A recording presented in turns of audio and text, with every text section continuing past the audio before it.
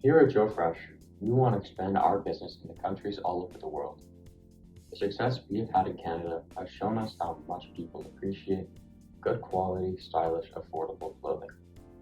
After much deliberation, I have decided that the next natural expansion should take place in the United Kingdom.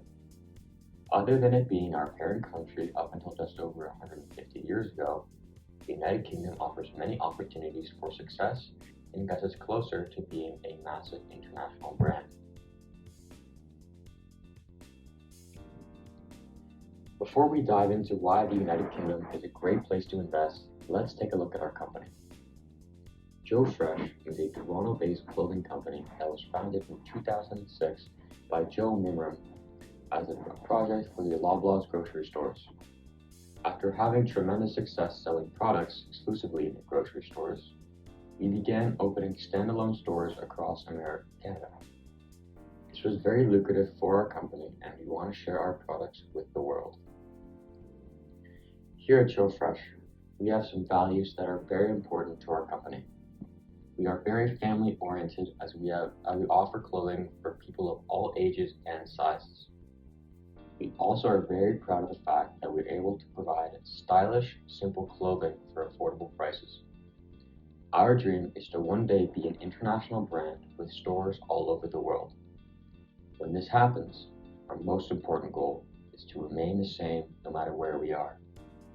To do so, we will keep the same products and the same store designs, remaining true to our simple, minimalistic design. Now, let's take a look at what I will be covering in this presentation. We will start with our motivation for expansion. Then, I will introduce our target country of the United Kingdom. I will then take a deep dive into the culture that makes up the UK. After that, I will analyze the United Kingdom's economy and their political system. After I share all that information about the UK, I will discuss Joe Fresh's competitive advantage in penetrating the United Kingdom's market. Finally, I will give my consensus on the potential success waiting for us in the United Kingdom. Joe Fresh is looking to expand into the United Kingdom solely for the purpose of increasing our sales. Considering we collect our raw materials from all over the world, we are not interested in expanding our primary industry through the UK. Another thing in the United Kingdom is that most of our clothing is manufactured in Bangladesh, which, if you look at our map, is actually closer to the United Kingdom than it is to Canada. Having business in the United Kingdom will be saving us money on shipping by taking advantage of the two countries' closer proximity compared to that to our home country. So, we will be targeting the United Kingdom's tertiary industry in the form of retail stores to take full advantage of their bustling economy. Now, taking a look at the United Kingdom, the first thing we need to know about the United Kingdom is its land. The United Kingdom is located in Northern Europe and has a fairly similar climate to that of Canada, featuring mostly rain with some snowfall further north. Despite its similarities in weather, the United Kingdom is much smaller in comparison to Canada. The UK is made up of 4 countries: England, Scotland, Wales, and Northern Ireland, and it is over 242,000 kilometers squared. Although that's a big number, it is extremely small compared to Canada's area of almost 10 million kilometers squared. Despite its small stature, the United Kingdom has a very high access to water. In terms of its other land features, the northern parts of the United Kingdom consist of high ground with sharp cliffs around the outskirts, and then as you get further south, the land is mostly rolling hills and some plains. Overall, the country is very flat and there are very few mountains. The United Kingdom has a very large population despite its small size. There are currently 67 million people living across the 4 countries. That is almost double the population of Canada. Due to the large population and the limited land, this results in a very high population density. One of the biggest cities affected by this is the capital city of London, with a population of over 10 million people. Compared to Toronto's 2 million people, that is an astronomical difference. Before discussing the culture, economy, and the politics of the United Kingdom, let's take a look at some of the issues facing the country today. The United Kingdom left the European Union on January 1st of this year. This exit from the EU is known as Brexit and posed a huge controversy in the UK. The United Kingdom leaves the EU scares many people, as the uncertainty of business between the two is still a factor. However, it seems that the UK and the EU are on decent terms, and there will be no bad blood for now. Some other problems are the median age of the population at 40.5 years old. While it is lower than Canada's 40.9 years old, it should still be considered, as the population will be aging very quickly. Finally, the UK does have some struggles with poverty, at 14% of the population is living below the poverty line. However, this could be seen as a benefit. Considering Joe Fresh, we provide stylish clothing for very affordable prices, we could take advantage of this large group of low income or no income population. Now, let's take a deep dive into the United Kingdom's culture. We can break down their culture in a variety of sections, consisting of ethnicity, religion, language, their pastimes, their attitude towards clothing, and general business etiquette. Starting with ethnicity. In the United Kingdom, the vast majority of people are white, sitting at an 87% representation on the total population. Now, there are a few other ethnicities, such as Black with 3%, and Indian and Pakistani at 4%, with the remaining 6% being a variety of different ethnicities. We have a chart here to represent the difference. Next, there is religion.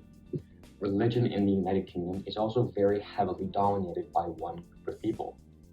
In this case, it is the Christians, with a 50% representation of the total population.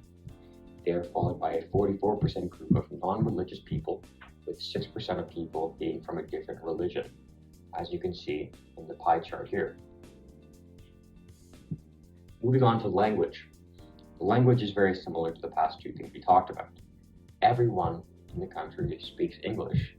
However, there are a few towns and villages in Scotland and Wales that speak Gaelic and Welsh respectively. However, they are not used in business meetings or in business in general, and are mostly just a hobby or spoken in homes with elderly grandparents. Moving on to the pastimes. The pastimes in the United Kingdom are dominated by one activity: football. In Canada, we call it soccer, and it's not as popular. However, to the British, there is nothing more entertaining. There are over 140 different football leagues in the UK. However, there is one league that reigns above them all: the Premier League. It is the most watched league in the world, with a potential audience of 4.7 billion people. The league has 20 different teams from towns and cities all across England. A certain thing to notice as well is that the British people have a very strong allegiance to their teams, a diehard allegiance very comparable to Canadians and our NHL teams. And this also obviously comes with rivalries between teams, just like our Toronto Maple Leafs versus Montreal Canadiens. The attitude towards clothing in the UK is very similar to the attitude in Canada. We have similar styles of clothing and share many clothing brands. Those who have the money gravitate towards the designer clothing brands, but thankfully for us, that is a very small percentage of people. The majority of people living in the UK prefer to wear practical clothing. Many popular styles of clothing are minimalist with a classic look. This is great for Joe Fresh, as that is exactly what styles of clothing we produce. The last part of the UK culture that I would like to talk about is their business etiquette.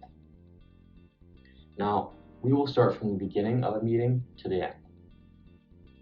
In a traditional meeting, before the meeting even begins, you want to email them to arrange a meeting time and place.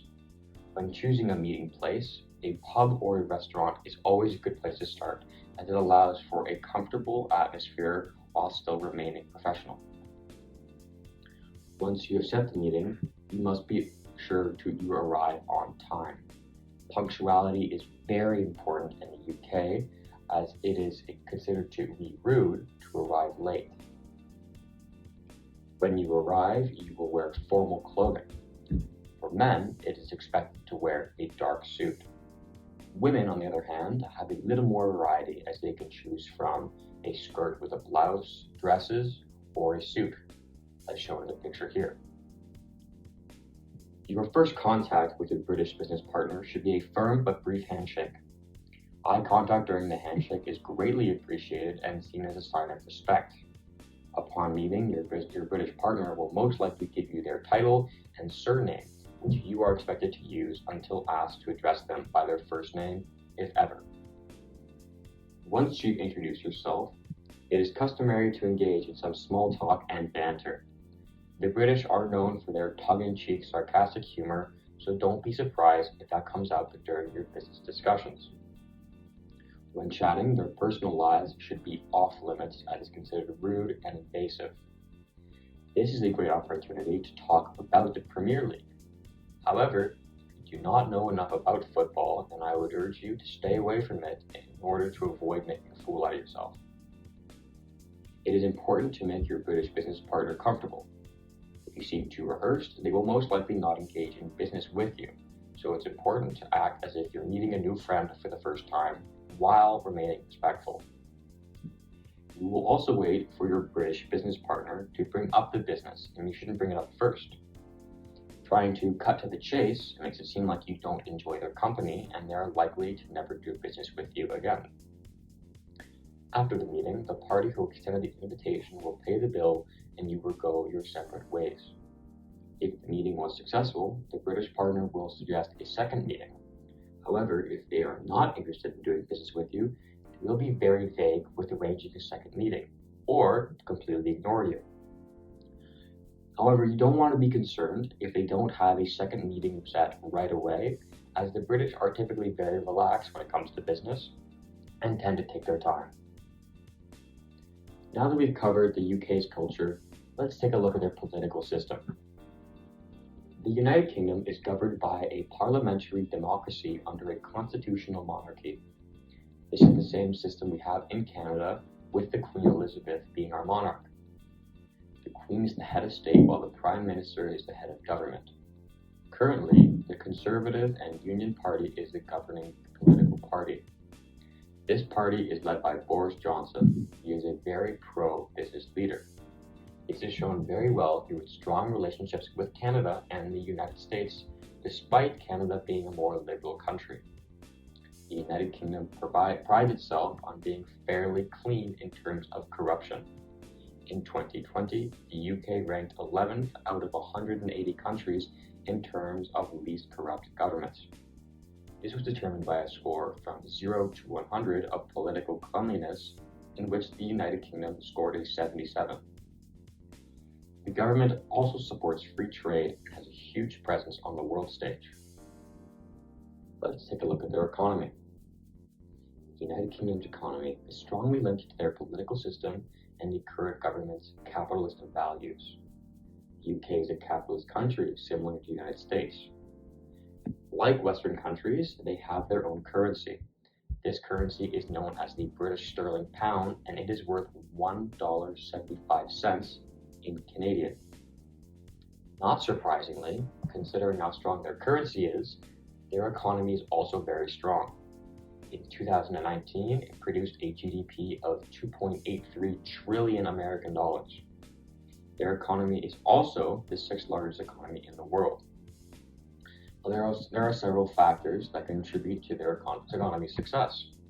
The biggest factor is the strength of their service sector, which accounts for 3/4 of GDP. Despite all this success, Brexit is expected to have a strong impact on the economy. Now, whether that impact is good or bad is very difficult to tell at the moment, considering the devastating impact of the COVID-19 pandemic on the economy. However, our economists are leaning towards the side of a negative impact on the economy from Brexit. The quality of life is also very high in the United Kingdom. Those who have steady jobs make a fair amount of money. Unfortunately, the ridiculously high standard of living in the UK makes pleasure living very difficult. Now, this is actually a good thing for Joe Fresh, as we give consumers an opportunity to save their money on clothing without sacrificing quality or style. The United Kingdom is also part of some international organizations, such as the United Nations, the World Trade Organization, NATO, the International Monetary Fund, as well as the World Bank. This just shows how much they are invested in the world and the economy and how good of a trade partner they are. Finally, I would like to talk about Joe Fresh's competitive advantage when entering the United Kingdom's market. But to do so, I need to talk about some of our competitors. Our first competitor is going to be Marks & Spencer. They're a grocery store that also has their own clothing line. Their business model is the exact same as how Joe Fresh was introduced in Canada. However, the difference between Joe Fresh and Marks & Spencer is that, number one, we have much lower prices, and number two, their clothing and food is sold under the same name, while Joe Fresh is a different entity from Loblaws, and while it introduced into a new economy, a new market, is not immediately associated with the grocery store. So there are a few things we're going to do to compete with them and beat them. First, we will only sell Joe Fresh products out of standalone retail stores and from our website. That way, we won't be associated with buying groceries. The placement of said stores is also very important. In the beginning of our infiltration of the United Kingdom's market, we will only have stores in London. We will have 3 stores. The stores will be on Oxford Street, Knightsbridge, and in the Westfield Shopping Mall.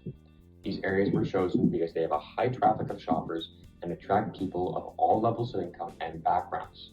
They are also huge tourist destinations for people visiting London. Secondly, we will keep our prices lower than Marks & Spencer so that we will be able to attract more customers from all levels of income. We do have similar style clothing, so consumers will get the same styles at a better price. Our second competitor is Primark. Primark's big similarity to Joe Fresh is that their prices are almost identical. Unlike Marks & Spencer, they are a traditional clothing store and only sell clothing. However, the styles are much trendier and more adventurous. The main way that we will beat Primark is that we sell clothing that appeals to a wider audience. Most of our products are essential, minimalist designs that anyone can wear and incorporate into their outfits, while Primark has lots of products with big graphic designs that are off-putting to some demographics.